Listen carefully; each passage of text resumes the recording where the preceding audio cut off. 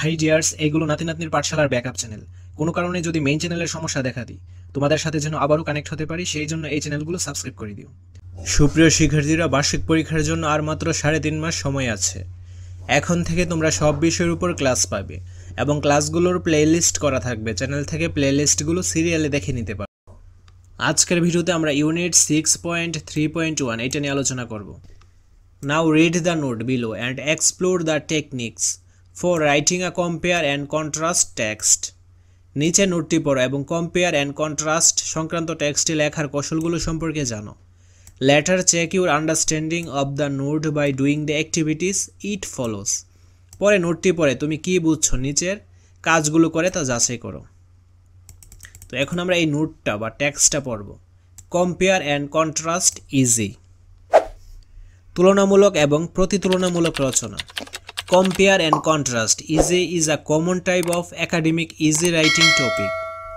তুলনা ও প্রতিতুলনা রচনা হলো শিক্ষামূলক রচনা লেখার একটি সাধারণ বা পরিচয় বিষয়।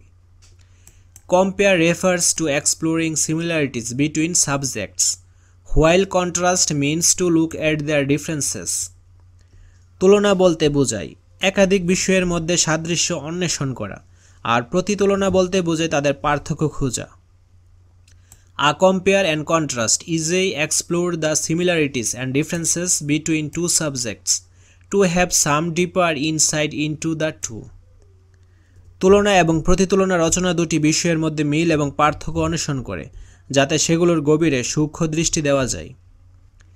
In a compare and contrast essay, we either compare the two subjects, contrast them, or sometimes do both. তুলনা এবং প্রতিতুলনা রচনায় আমরা হয় দুটি বিষয়ের মধ্যে তুলনা করি বা প্রতিতুলনা করি, অথবা কখনো কখনো দুইটিই করি। The subjects we compare in the essay are usually in the same category, although they have their differences.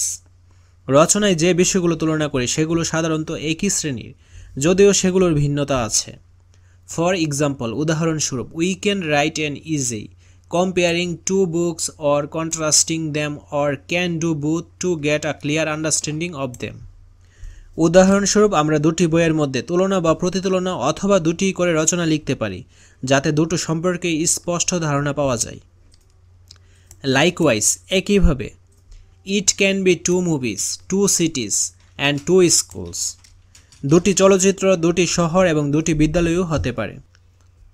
When we write a compare and contrast essay, we try to make connections between the two subjects that are not obvious but illustrate the subtle, surprising, or unexpected similarities and differences between the subjects. যখন আমরা তুলনা এবং প্রতিতুলনা রচনা লিখি, আমরা দুটি বিষয়ের মধ্যে সম্পর্ক তৈরির চেষ্টা করি, যেটি স্পষ্ট নয় কিন্তু বিষয় দুটির মধ্যে সূক্ষ্ম, বিস্ময়কর বা অপ্রত্যাশিত মিল এবং অমিল ব্যাখ্যা করে। So to write a compare and contrast essay, you need to use your observation and analytical skills to pay close attention to the issues, analyze the information, and make meaningful arguments about the issues to compare them. তাই তুলনা ও প্রতিতুলনা রচনা লিখতে হলে বিষয়গুলোর ব্যাপারে মনোযোগ দিতে তোমাকে তোমার পর্যবেক্ষণ এবং বিশ্লেষণধর্মী ক্ষমতা ব্যবহার করতে হবে এবং তুলনা করতে বিষয়গুলো সম্পর্কে তথ্য বিশ্লেষণ ও অর্থবহ যুক্তি তৈরি করতে হবে। There are a couple of ways to write a compare and contrast essay. তুলনা ও প্রতিতুলনা রচনা লেখার কিছু পদ্ধতি আছে। Here we will learn about the popular tools. এখন আমরা জনপ্রিয় দুটি শিখব। One is the block structure and the other is the point by point structure. একটি হলো ব্লক কাঠামো আর অন্যটি পয়েন্ট বাই পয়েন্ট কাঠামো। The block structure. The block structure is a little bit easier to write than the point by point method. Point by point কাঠামোর চেয়ে block কাঠামো একটু সহজ। This structure includes an introduction, two body paragraphs, and a conclusion. এই কাঠামোতে থাকে একটি ভূমিকা, দুটি মূল বক্তব্য অনুচ্ছেদ আর একটি উপসংহার। The first body paragraph talks about various features of one subject, and the second body paragraph discuss the similar features of another subject. প্রথম মূল বক্তব্য অনুচ্ছেদে একটি বিষয়ের বিভিন্ন বৈশিষ্ট্য নিয়ে কথা বলে, আর দ্বিতীয় মূল বক্তব্য অনুচ্ছেদে অন্য বিষয়টির একটি বৈশিষ্ট্য নিয়ে আলোচনা করে। So in the block structure, each paragraph focuses on one separate thing and altogether you have 4 paragraphs. তাই ব্লক প্রণালীতে প্রতিটি অনুচ্ছেদ পৃথক জিনিসের উপর আলোকপাত করে এবং সর্বমোট 4টি অনুচ্ছেদ থাকে। The point by point structure. This structure gives the readers more detail about the subjects that are compared, and readers may find it more interesting.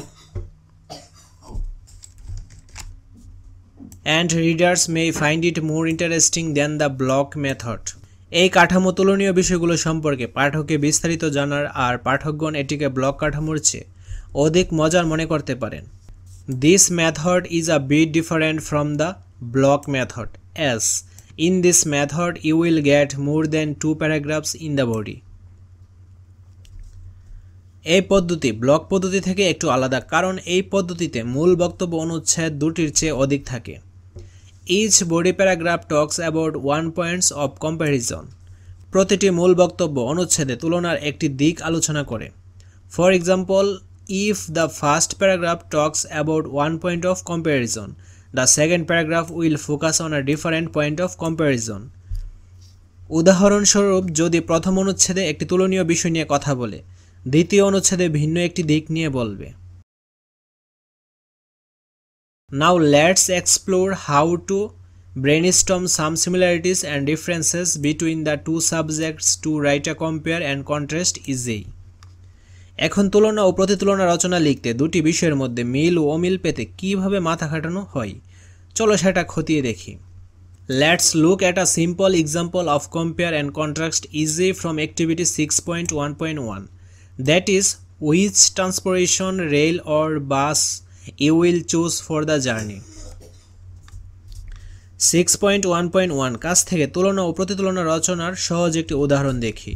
সেটি হলো ভ্রমণের জন্য তুমি রেল না বাস কোন পরিবহন বেছে নেবে। To write the essay, the first thing you should do is to grab a piece of paper and make a list with 2 columns, similarities and differences. রচনাটি লিখতে প্রথমে যেটা করতে হবে তা হলো এক টুকরো কাগজ নিয়ে মিল এবং অমিল এর দুটি কলামে একটি তালিকা করা। Then jot down the key things first, then the most striking ones. তারপর প্রথমে সবচেয়ে গুরুত্বপূর্ণ বিষয়গুলো লেখো, তারপর সবচেয়ে লক্ষণীয় বিষয়গুলো। Here you can also use a Venn diagram, 2 circles that overlap. এখানে তুমি ব্যান নকশা বা রেখাচিত্র, দুটি বৃত্ত যেখানে একটি অপরটিকে আংশিক ঢেকে রাখে ব্যবহার করতে পারো।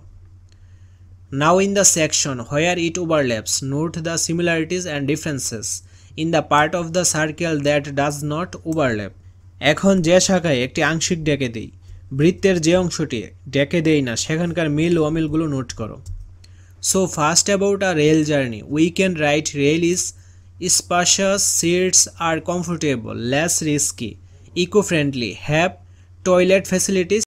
তো প্রথমে রেল ভ্রমণ সম্পর্কে আমরা লিখতে পারি রেল ট্রেন সুপরিসর, আসনগুলো আরামদায়ক, কম ঝুঁকিপূর্ণ, পরিবেশ বান্ধব, টয়লেট সুবিধা আছে ইত্যাদি।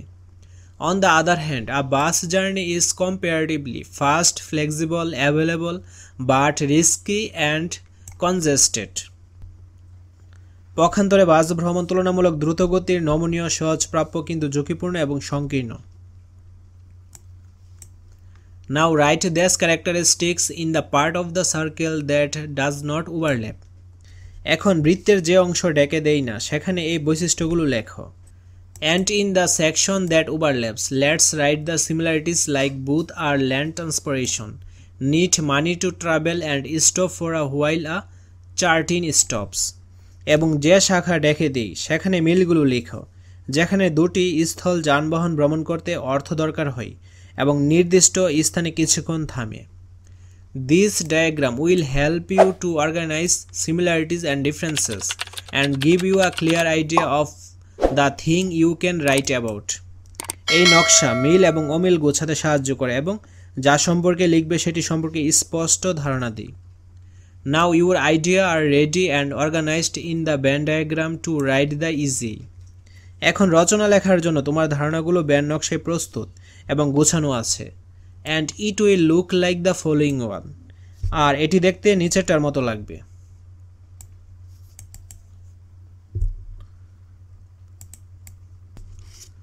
তো এখন আমরা আমাদের একটা নমুনা অ্যান্সার দেখব। ব্যান্ড ডায়াগ্রাম, আমার ব্যান্ড নকশা। তো এটা হচ্ছে রেলের বৈশিষ্ট্যগুলো, যেমন স্পেশাস সুপরিসর, কমফোর্টেবল আরামদায়ক, লেস রিস্কি কম ঝুঁকিপূর্ণ, ইকো ফ্রেন্ডলি পরিবেশ বান্ধব, টয়লেট ফ্যাসিলিটিস টয়লেটের সুবিধা। তারপর এই জায়গাটুকু হচ্ছে বাসের ফ্যাসিলিটিসগুলো, যেমন ফাস্ট দ্রুতগতির, ফ্লেক্সিবল নমনীয়, অ্যাভেলেবল সহজপ্রাপ্য, রিস্কি ঝুঁকিপূর্ণ, কনজেস্টেড সংকীর্ণ। আর এই জায়গাটুকু হচ্ছে দুইটার মধ্যে যেগুলো মিল সেইগুলো, যেমন ল্যান্ড ট্রান্সপোর্ট স্থলপথের বাহন, ক্রাউডি জনাকীর্ণ, stops station, during the journey ভ্রমণপথে স্টেশন।